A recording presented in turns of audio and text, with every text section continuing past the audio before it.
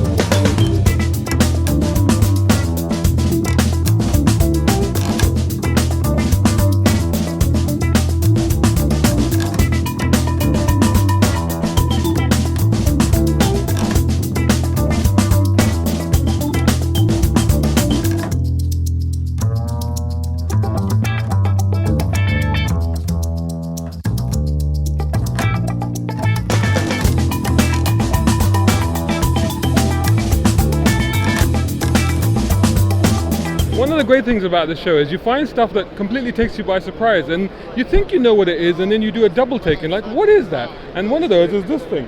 Now this is basically a Fiat 124. You think it's an Eastern European car, but it looks so fresh that I wondered if it had been built from, it was a recreation or it had been built from new. Actually, it's a rebuild, and what they've done is they've made it a 2-door with the vinyl roof on it, and it's so elegant, and it's done by a place called Duda Garages in Poland, and apparently the guy that runs the Duda is a big racing celebrity in Poland, and this is a one-off that he's created, and they've just brought it here to have a look at it. I think it looks absolutely stunning. You know, it's probably the prettiest car of its genre, if you like, that I've seen. I'm really quite taken with that.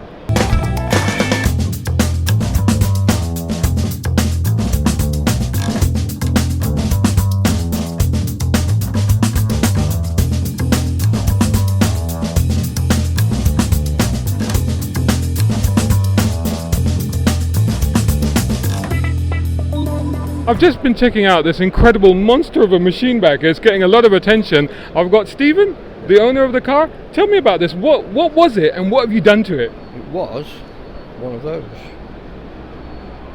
What's that?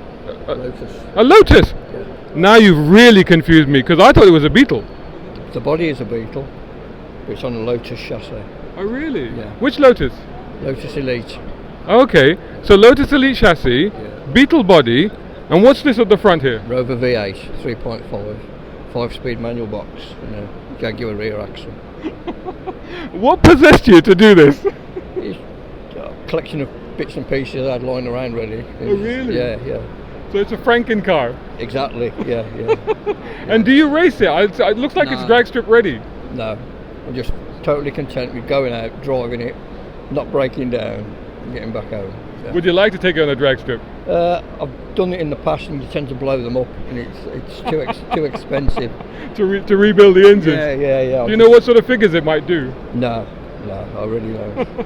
And is this all custom made there at the front? Yeah, all handmade those. Yeah. Yourself? Yes, yeah. How long did it take you to do this? 5 or 6 years to build. Got weekends, evenings. Loads of time, no money, then money, no time. The usual thing. Yeah, but. And is it a keeper, or would you sell this? Keeper. Yeah. It just makes me smile. I mean, I'd have to build another one. You know what I mean? Right. Yeah, getting too old now to start again. So. Steve, you've built an awesome machine. It looks crazy. It's fantastic. It's a lot of fun. Yeah. Thanks for bringing a smile to all our faces. Thank you. No problem. Thank you.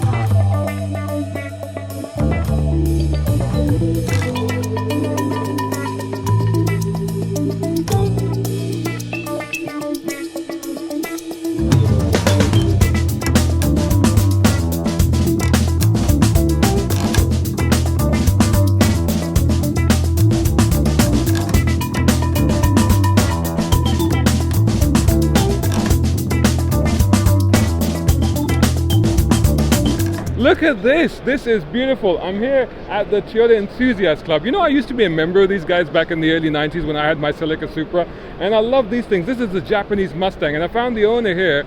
Pete, this is beautiful. It's a 1972. How did you come by this?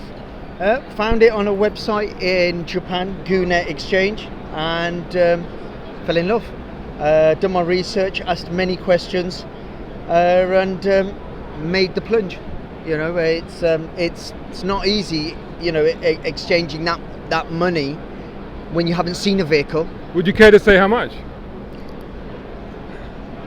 It was below 20. That's not bad. Yeah. That's not bad. Had you had one of these before? I did in 1990. It was very similar to the white one over there, but similar to your story, I couldn't source any parts. Right. And this is the days before the internet and hard to get stuff. 1989, there was no internet. Yeah. I went to the Toyota dealership. Yeah. I asked them for a door. Yeah. He goes, yes, we've got a door, Yeah. but it's located in Belgium and it's going to cost you 680 quid. That's 1989. And I sold the vehicle, and I didn't realise at the time when I sold it, I actually sold it to Malcolm. I didn't know. I didn't know. So you know where it is now? Yeah. Oh, yes, excellent. yes. So it lives on? It does partly. So Pete, is it as good as you remember it to be from your earlier experience? This is better. It's been put together, well, I'm presuming professionally. There's no creaks, it drives straight, no rattles. I did have alloys on this vehicle. And if you just want to come over to this side, I purchased the original hubcaps, which you just can't source anywhere. Found them in Serbia, had them shipped over, and put them on. And now the drive is amazing. It's so nice and so soft. Yeah. And how often do you use it regularly, or is it just for shows and stuff like this? Well, I'll use it definitely. The weather app and me are very close, so I'm always checking for the right occasion, the right weather, and I'll always take it out. Always take it out. And now that you've got it, and I often think about myself, you know, if I found a Supra, would it be as good as I remember it to be, because I love that car, and you know, would I be happy to keep it? Now that you've got it, is it a keeper? Oh, 100%. I brought it 2016, and it was in the show at the NEC in 2017. And there's a large community from Northern Ireland that follow classic Toyotas. There was a chap who offered me 34. Right. But I only had it for a year. Yeah. You know, and I want to continue that journey. Yeah. You know, so it's a good investment and it's an enjoyable investment. You know. Okay, so final question for you: is it? You talked about owning it in 1989, 1990, and today, with the internet and with the support of clubs like this, is it easier to own this now than it used to be? Most definitely. You can source parts worldwide. You've got Malcolm. If he can't get you a part, there's places across the world.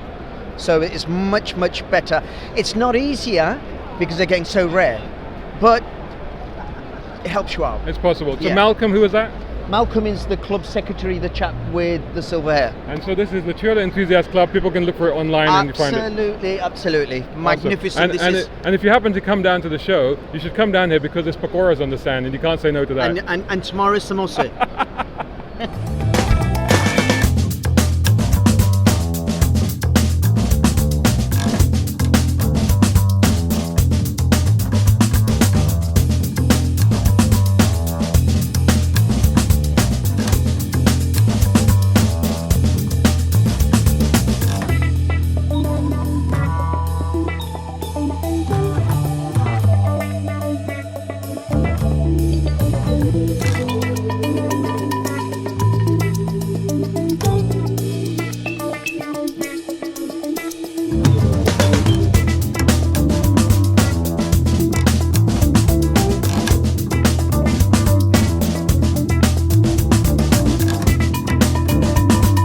So I'm here with Jeff Bailey, who's kind of my boss a little bit, because he's co-founder of GoClassic magazine, one of the magazines that I write for. And if you've been following that magazine, he's running a series of all the cars that he's owned, and it's over 100 cars, isn't it? It's true. But here at the Classic Car Show, we found a car that you haven't owned. Yeah, sadly, I've never owned one of these. And you've never even driven one? I've never even driven one. And oh my goodness, you have to correct that. This is definitely on my bucket list, guys, because, I mean, just look at this. It's just so idiosyncratic. It's classless. It's just so James Bond. But it's not yellow. And he did, because he had the yellow one and he drove around yellow. it. So Hank, so what has stopped you? You've had literally everything, European, German, Japanese, American. Yeah. What stopped you getting one of these? I think not understanding what makes them tick. I've looked at them, I've never actually been in the showroom and actually driven it or looked around it. But my problem with these has always been, is it cool? And let's face it, in years gone by, it was just a cheap car. Now, it's uber cool. Yeah. And I'm starting to think, hey, this could be something that could be on my list very soon. Yeah. You need to get one and put GoClassic's livery along the side of it. It's more like brown car guy. We'll do that as well. I got free branding. This is awesome, guys. All right, Jeff, enjoy the show, man. Thank you. Hopefully we're going to do really good stuff for the magazine here. Yeah, we certainly are. There's going to be some corkers. GoClassics.co.uk. So there's been a lot of discussion lately about converting classics to electric, and I found Darren Yes. here at the NEC Centre, and he has converted this 2CV to electric. And in fact, you're a 2CV specialist, aren't you? Yeah, our main business is petrol 2CVs. We got a 320 page parts catalogue. That's our main business, and we have developed this electric car, what we'll be starting to install in next March. So how did you come about the idea of doing this as an electric car?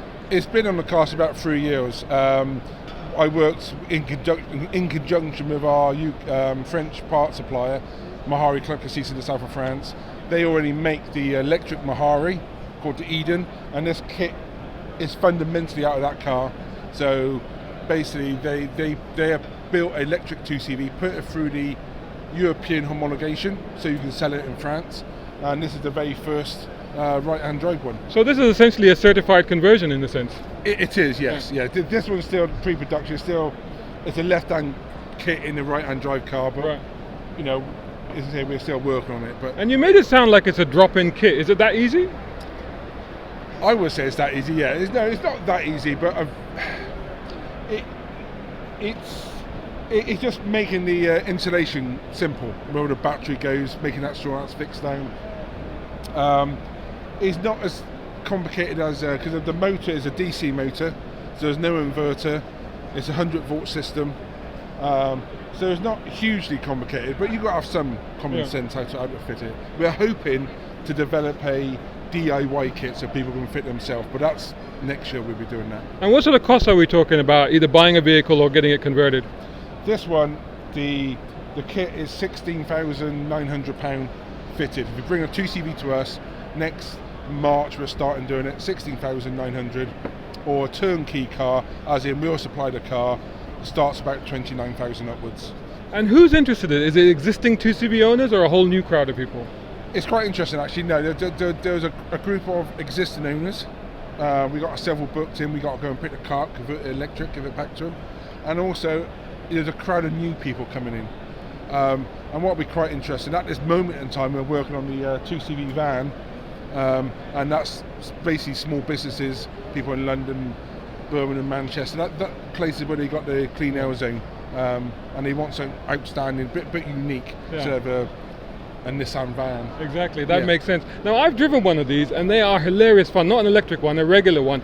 How does converting it to electric impact the drive? Because when we developed it, we was very concerned to lose the DNA of the original car. Yeah. So the car is only 30 kilograms heavier than the original car. All right. The weight distribution is more 50-50, but that's not so important for a 2CV. The best compliment we get when people drive it, who own 2CVs, they say it's a 2CV but electric. Yeah. It's not performance related, so it's just a little bit quicker to 50 than the original car, not by much. You leave it in third gear or fourth, and it'll pull away and forth with me in it from a standing still.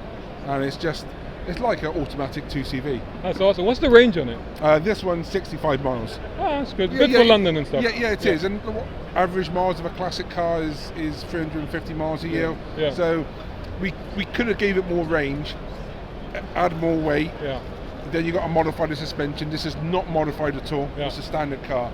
So it's a bit of give and take. But 65, people normally drive somewhere to a destination. Yeah. You can charge on a destination. It charges on a 3-pin plug. Yeah. So there you go. Yeah, there you go. Awesome. Where can people find you? The 2CV shop, internet's a good place. It's a website, the 2cvshop.co.uk, or the electric ones, 2cev.co.uk. Awesome. Thanks so much, man. No, thanks a lot.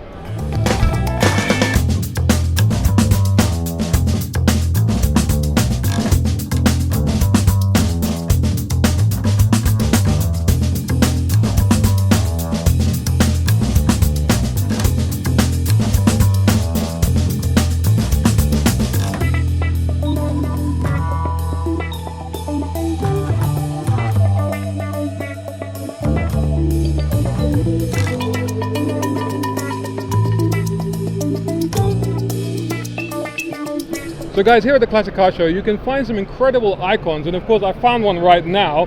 Okay, this is not the Bullitt Mustang, but you know what? It's close enough, and I found the owner, Peter.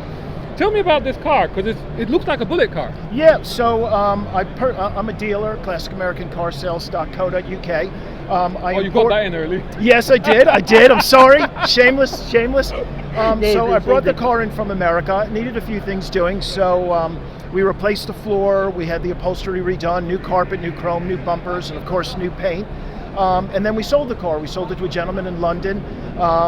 And about 6 months ago, he called us up and he said, I'd like to sell the car. My son has a business venture. He's a smart kid. Let's get started.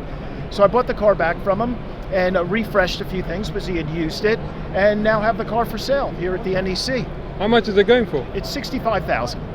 That's not bad. I mean, Mustang values have appreciated a lot in the last sort of decade or so, haven't they? I would say since COVID began, the past 18 months, they're up 10,000 across the board. So keeping that in mind, yes, that's a pretty good price for this. It's not a bad price. I just sold another one, which was my personal one, very similar, a little bit hopped up, for $85,000.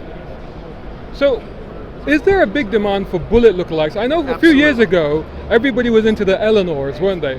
Eleanor is very popular. I sell a lot of projects as well, so cars that need work, and it's split about 50-50, people building Eleanors and people building Bullits.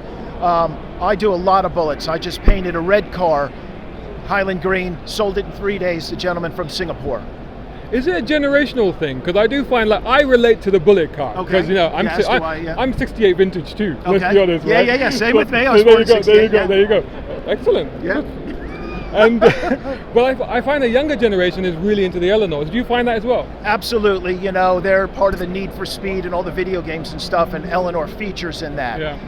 But the Bullitt, I've sold to young guys, and I've sold to older guys and women as well. So how authentic does the Bullitt need to be? How close to the original, or is it just the color? Well, for a lot of it is the color. So I do 67 and 68s in the Bullitt green. Obviously, the Bullitt was a 68 GT3 94 speed. Fastback.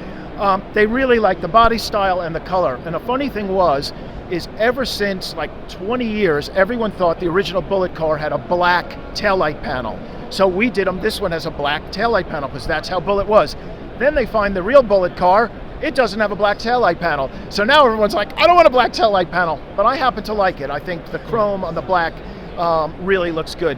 So, you know, as long as it looks like this, they like a black interior, they like the dark Highland green, it sells. So obviously what you're saying there is it's about the look.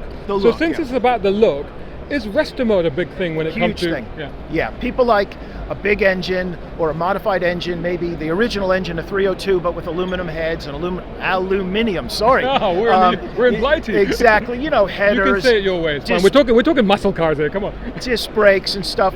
I don't like to go too crazy because you go for massive disc brakes and you got to do massive wheels. If you go for giant headers, then the engine doesn't fit and things hit.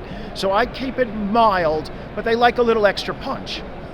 Yeah. That's pretty awesome. So just remind everybody where they can find you again, like you did at the beginning. So, because I will talk to you again, hopefully one day soon, about getting a 68. So I'm Peter from classicamericancarsales.co.uk. I'm on Instagram and I'm on Facebook and eBay and anywhere you look for me. Happy to help you.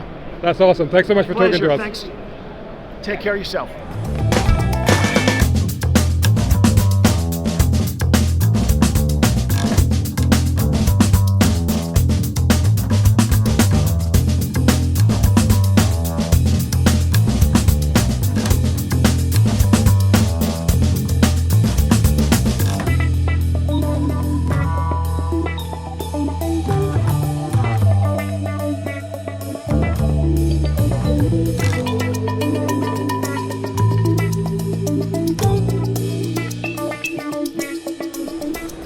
So I'm here at the Honda stand at the NEC, and actually you came up to me, Robert, I didn't did you? indeed, yes.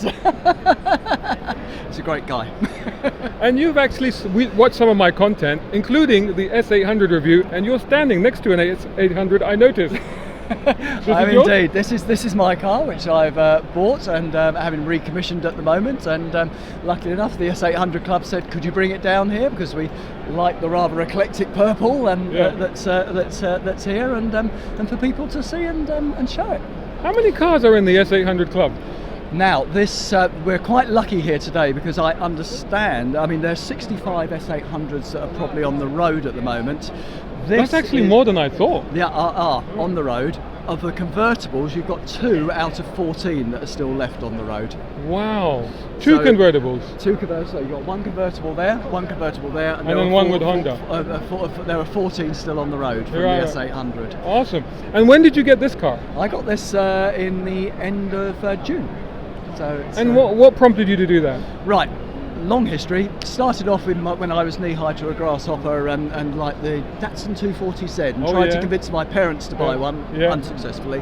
Then put that to buy. I went to Japan several years ago, well, not several years ago, probably a decade ago, and I was going around and happened to see that clocked Japanese cars and thought, got to go and have another look at those. And we've got another stand over there with Toyotas and others over here, but I noticed these very, very small little Hondas and I thought, interesting. Move forward another decade, and I started to sort of think, well, let's just revisit, so looked at Datsun Fair Lady, but there are not too many of those in the UK. I thought, Toyota, 2000 GT, the James Bond one, I'll get one of those. A little bit too expensive. No, those are very rare. Those are very rare. I've seen a few. There is one here. I saw this summer. I saw one at the London Concourse. Yes, I saw it yes, in the video. So, and then started reading up about this and researching and thought, this is a really cool car. It works on so many different levels. You've got, apart from leaving aside this particular colour or whatever, the engine. What do you call it? Plum crazy? Because the Dodge purple crazy. Dodge is purple. Called Purple Haze. It's Purple 1967. Haze. It can't be anything other than Purple Haze. It's Jimi Hendrix. Perfect. That makes perfect sense. And you look a bit like Jimi Hendrix. Of course. Of course, no. And we were joking actually earlier on that if you actually had one of the Jerry Anderson Thunderbird Stingray and everything, this car wouldn't be out of place next to Lady Penelope's car. So and since you've had it, has it been all you expected? Everything and more, because the more I can only quote my mechanic who was going through it. He said yesterday, he said, Robert, we keep taking bits off and we all stand around there and absolutely marvel at the engineering that's gone into this. It is amazing. And he said we've also got a couple of guys who, when this came in, were a bit quizzical. Now they can't work on it enough. We just want to keep doing more work on it. So. And what about you? Can you just want to keep driving it? Yes, this will be coming into my collection, and it will be there. And I think, as I said to you earlier on, that my kids are fighting over who will eventually take it. What else quickly? I know we're on the Honda stand, so you may not be allowed to say, but what else quickly have you got in your collection? I'll tell you. I have an Austin Healey and a Lancia Fulvia. Ooh, nice. 1972 on that, and the Austin Healey is a 1963 BJ7, so that one that sits right in between the old Austin Healey's and the Mark III. That's awesome. Robert, thank you so much for coming and saying hello. Lovely to meet you. Lovely Long may you enjoy the car. Indeed. Thank you.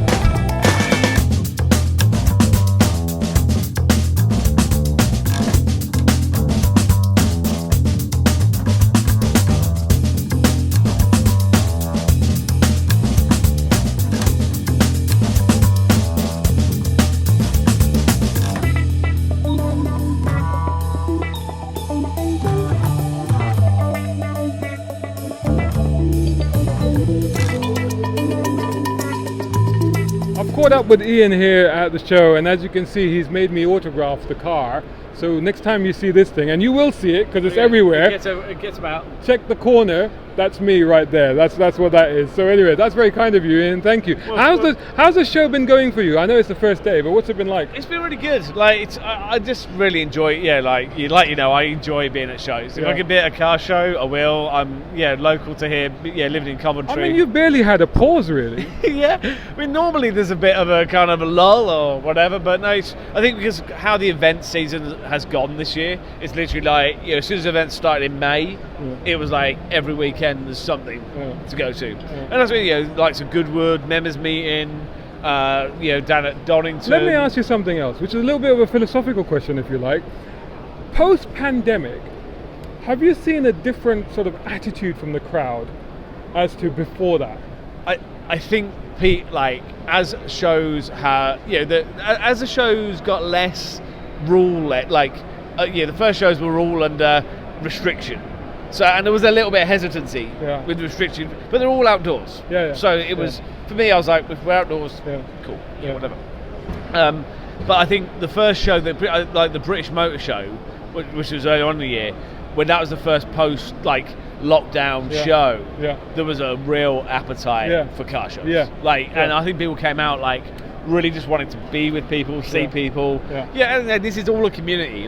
All of this is community, whether it's an online community or a physical at a car show and whatever. I think there's been a real kind of uptake of actually vehicles bring people together. And that's what it's about for everybody. And that's what doing this, doing the online stuff during lockdown meant that I could communicate with people like yourself. People getting involved, journalists, people in the industry, doing this and then creating it as a mobile thing. And at the first show we did, the Vista show, where I first built this, where I was trialing it and going, is this going to work? is this going to be a thing? But doing this now for a year, year and a half, pretty much in the car. I've really enjoyed it, and I still love doing the paintings, but actually this feels like a community thing that I've done, and people are enjoying the lives and the ongoing stuff I'm doing with it, and I can tweak it and change it. But now, I just said to you, are you taking a break? And then you said to me, no, I'm actually going overseas. Yeah, so all going to plan, touch wood. It's Saudi. Saudi next. So that'd be exciting. I haven't, obviously, like most people, I haven't really travelled out. It's been great to be travelling over the UK. But it's always exciting to have those kind of, try and do things abroad and the challenges that brings. So, and obviously in a with the restrictions or some of the things we've still got to do. So so exciting to do that, and that's painting rather than drawing. So and from what I've seen, some of the cars that are going to be there. It's going to be exciting. So this is the Riyadh Motor Show, is it? Yeah. And when is it? So it starts next week. So I'm next weekend, either next weekend or Monday. The following Monday we'll be going out. Now I know you've been to the UAE quite a few times, but have you been to Saudi before? No, I haven't. But my in-laws live out there because my father-in-law he works out there. So, and my wife, she lived from age of. So she's Bengali, so she was born in Bangladesh, but they lived in Saudi from birth, pretty much. So she's coming out with me as well. So it's, and that's what I love about it, is I'm able to experience. For me, it's about experiences and being able to experience that with my wife, doing my job, like an amazing opportunity. One of the things that you actually said just a few moments ago, that cars bring people together. And especially on your travels overseas, and particularly to the Middle East, don't you find that? Yeah, and I think it's I've been looking to go and do stuff out in the States as well, and I think ultimately that's what it's all about. Is that it's these vehicles, and whether it's like you see like Land Rovers or whatever, it all brings people together. And certainly the shows that I've been doing, like the Johnny Smith's Late Break show, which was last week in Manchester. You can put a whole load of eclectic cars together. And it doesn't matter what it is, because we all appreciate sitting with wheels. Like I could park, when I was at Goodwood for the members meeting, I mean, this was parked opposite some, priceless Jags and Ferraris. And I'm like, how is a 12-year-old Chevrolet Spark being okay to Well, it's priceless now because it's got my signature on it. Of course. I mean, every time somebody adds their thing to it, it obviously adds value and miles per hour. This will go a little bit faster. It's got brown car guy speed now. Absolutely, I think that's what's really shown with the last 18 months is that and things like Revs as well that have really kind of combined, put that community together. And I think it's opened people up, and people are friendlier, and they want to. They've seen things like, actually we can have a chat, and doing, with doing the drawings as well. Is that rather than me painting a say an iconic car like Mark 1 Escorts or whatever. I'm creating people's cars, and people can have a little piece of their car as an original, immortalized. As an original drawing, which is what they could never have when it was paintings. And of course, he's also done my old Supra, which is absolutely awesome. I've got that in a frame now and everything. Love that. Thank you so much for doing that. I've got stickers of that as well. I've got it's on my van as a sticker as well. So, awesome. I'm grabbing some. I'll get you to merch. That's awesome. But that's the thing. Like, that's what I've really enjoyed. I've created stuff that I would never have done as paintings, and hopefully, literally, I thought I'd do it for this year, and then for next year I can see what events I do as paintings, what I do as drawings, and just because I'm now up to 1,115 drawings, which it started off as like get to 200 and see what it's like, and then eventually when the books come out and everything else, so Paddle Life, I'm here with Paddle Life and the Paddock Speed Shop, so we're working with them to do to publish the books, so it's exciting. It's exciting times. Awesome. We'll have fun in Saudi. I will do. Fingers crossed. Touch wood.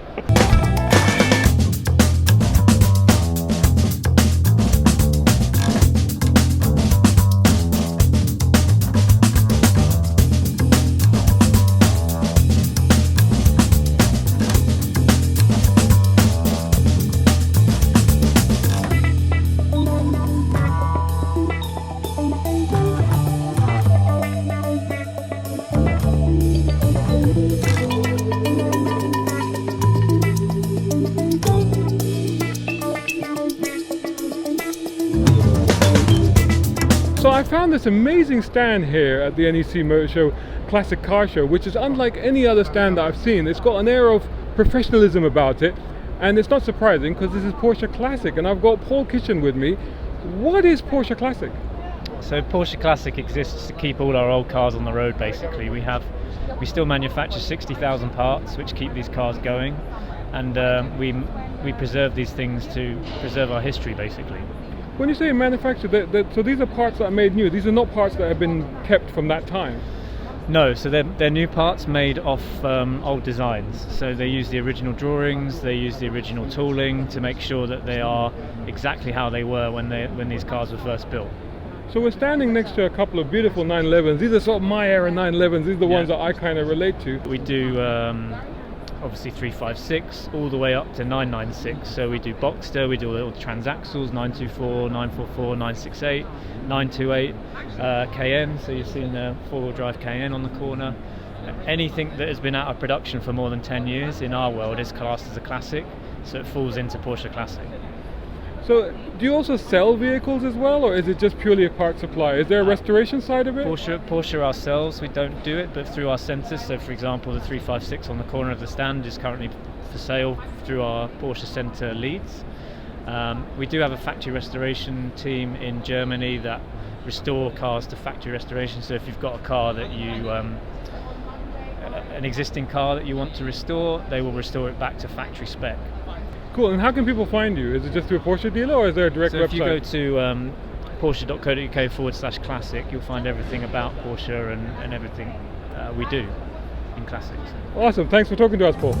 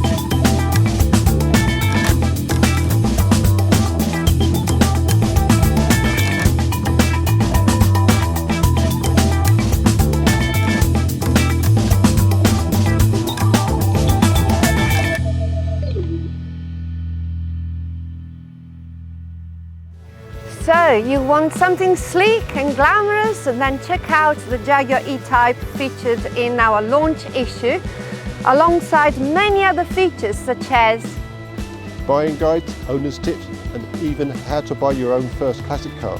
GoClassics is about the cars that you relate to, the cars that you've dreamed of, and the cars that you can own, run, and enjoy. At GoClassics, we'll tell you how. GoClassics is the most exciting car magazine on the shelves today, and it's out now. And you can get one by heading over to goclassics.co.uk, where you can find some of our fantastic limited time subscription offers. forget about the boring, the pompous, the self-important. If you want something new, GoClassics!